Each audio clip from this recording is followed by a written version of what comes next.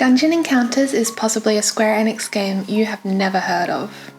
In fact, I only first heard of it at the Tokyo Game Show this year.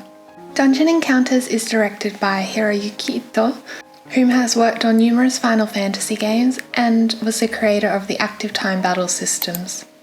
So will this game live up to expectations with such a well-known game designer behind it? Find out in this review.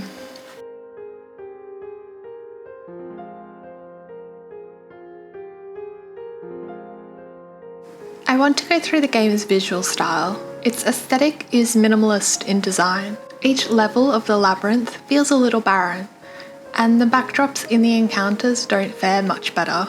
However, the style feels like it's a love letter to pen and paper RPGs.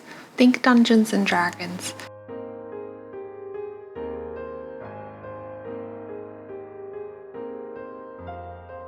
The story is as appears on screen. Near a town, quiet and peaceful, an otherworldly labyrinth one day appeared, and it's from its depths poured forth countless ravenous fiends. The lords sent their best and brightest to chart the halls and beat back the horde, but alas, not a single one returned. Bereft of men-at-arms, but not of hope, the small folk resolved to stand for themselves. One by one they came to the academy to learn warcraft, that they might succeed where others failed, that they might breach the heart of the stronghold and drive the fiends from their land once and for all. This single image that appears is the only story and the only context you get. Take that with what you will. This game is not story focused.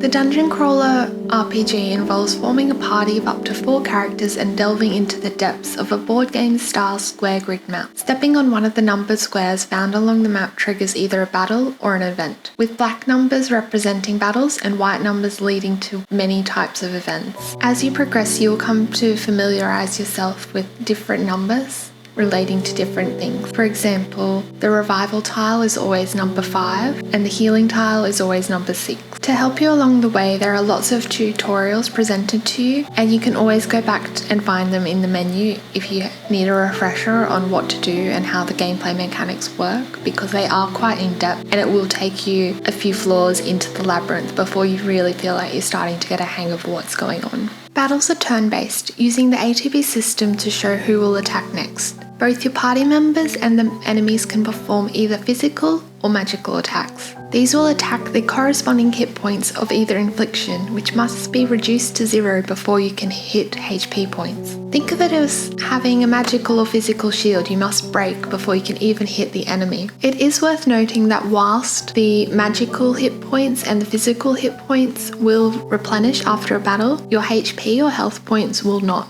So you have to be careful. Now, should your party end up dying in a battle, what will happen is that you'll be transported back to the academy floor, which is floor 1, and you'll be able to recruit members that are currently still on that academy level into your party and take them on the journey, and you'll find your KO'd party members on the tile in which they were defeated. You can equip abilities that you find on the map to your party as long as you have enough ability points to use them. You get more ability points the more you explore, with bonus ability points received if you completely traverse one of the labyrinth's floors. You can also equip different weapons or accessories to the individual characters. However, you can only equip them if you have enough PP. Think of it as a carrying capacity. You may want to carry the biggest sword and the strongest armor, however, unless you have enough points, you won't be able to. One general issue I had was I couldn't find a map on the floors, even after completing them to 100%, which made it a little frustrating when I died and got game over. I had to transverse from the very top floor, where the academy is situated, down multiple floors to find the party members who had died. And it would have been nice to quickly look up a map to know exactly where to find the stairs to descend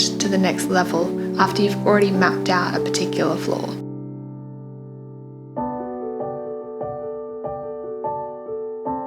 The music brings a sense of familiarity, which isn't surprising considering it's the same composer, Nobuo Uematsu, who is known for numerous Final Fantasy titles. The music on the overworld is comprised of a classical score, whilst in the battles it tips more towards the rock genre.